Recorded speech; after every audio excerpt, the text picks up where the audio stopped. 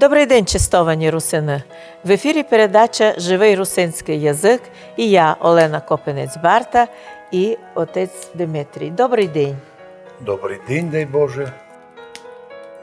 А чим в історії заканчувалися антинародні проекти колонізаторів і асиміляторів? І чим, на вашу думку, кончаться антирусинські проекти? І ще такий маленький вопрос. Які діяння антирусинів явно підпадають під злочин етноцид і геноцид? Хто ізучає історію различних народів, добре і добре знають, заканчуються антинародні проекти провалом, грубим, а іноді судовими покараннями. Ніхто із людей, живучих на світі, американець не сміє доказувати мексиканцю, що він не мексиканець. Ескімос не може доказувати якомусь тувінцеві, що він не тувін. Ніхто не сміє доказувати із українців, русинам, що ми не русини. Ніхто з русинів не сміє доказувати комусь із наших русинів, які хочуть бути, наприклад, скоро піти по кар'єрі, що вони українці. З Богом іди, це твій вибір.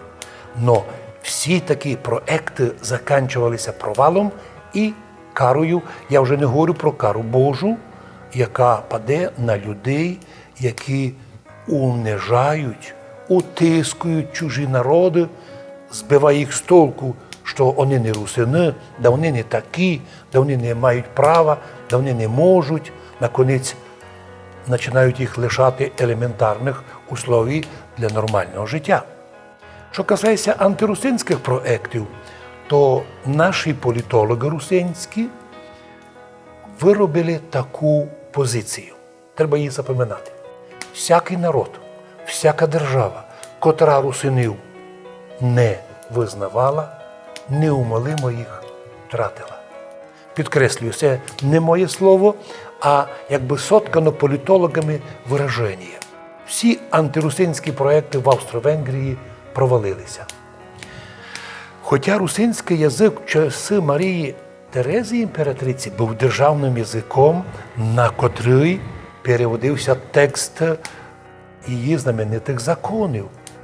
Однак, коли у Австро-Венгрії задумали ввести проти русинів, забирати від них право на вибір релігії, а ще замінити їм кирилицю на латиницю, тоді ці провали були тим більше очевидні.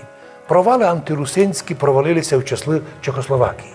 Ведь Прага при свою демократію теж крутила світом, не давала русинам 20 років повної автономії. Да, вони записали у 20-му році у Генеральний статут, у Конституцію про те, що русини свободно вийшли у состав новообразованої Чехословакії, частично делегували своїх часть національних прав Празі, щоб формувати общу державу.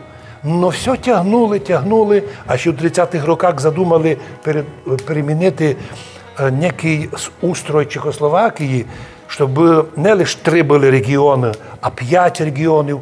Но проект антирусинський у Чехословакії провалився.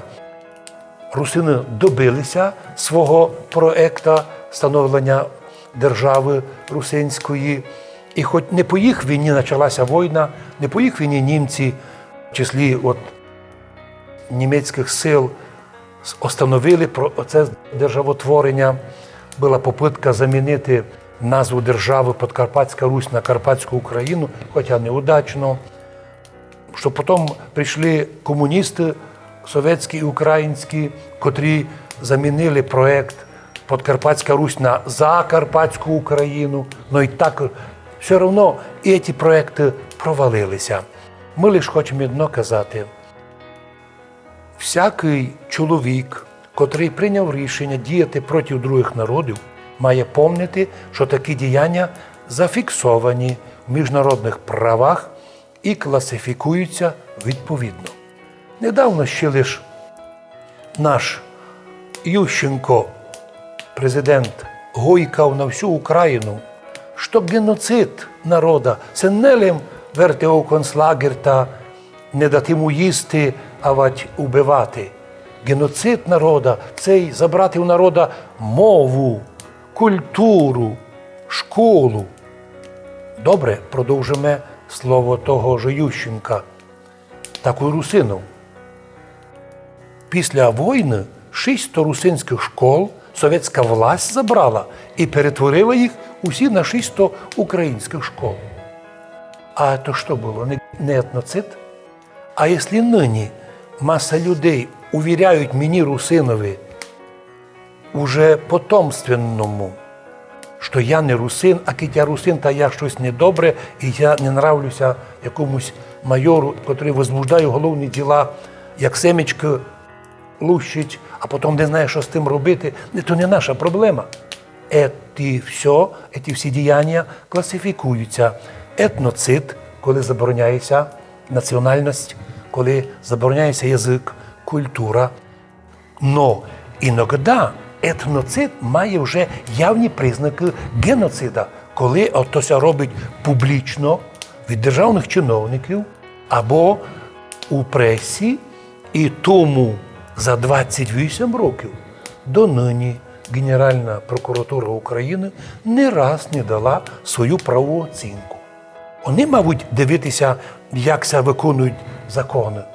І ні разу не указали, що антирусинська діяльність антирусинів підпадає в першій фазі під етноцид, як боротьба проти народу, проти його етнокультури. Ну, але то починається, коли вже починаються судові переслідування.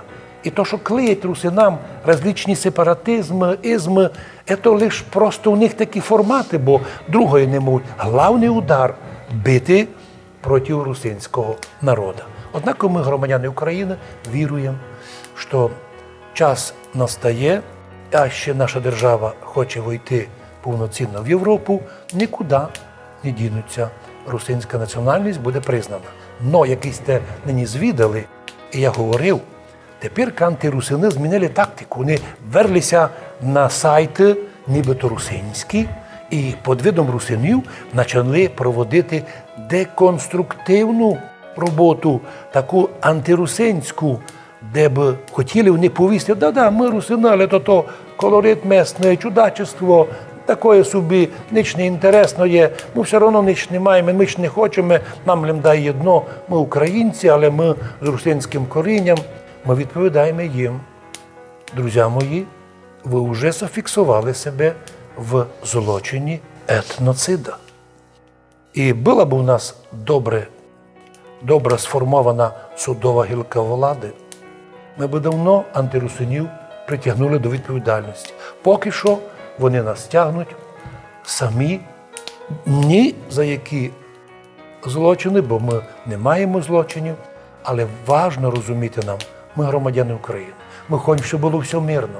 Ми поважаємо і державну мову, і ніколи ми кордони держави не закликали міняти, а вони нам клеють, ліплять на силу, шукають якісь там між нашими враженнями такі приховані призиви. Все це теж підпадає під етноцид. Боюся казати, що, мов, довго таке буде ще тягнути, бо 28 років показали нам, як уперто працюють і довго проти нас русинов, антирусини. Але ми віримо, що буде в Україні визнана русинська національність, і від того буде і держава сильніша, і русини будуть мати можливість наряду з українським язиком володіти і русинським язиком, і так поступаючи свою державу сокотити від внешніх врагов, внутрі же приводя її в європорядок, ну а думаємо в вічності за такі труди і від Бога отримати свою нагороду. Дякуємо вам за красну бесіду, а вам, чистовані русини, за увагу. Будьте здорові. З Богом святим. Я русин був, єсмь і буду, я родився русином.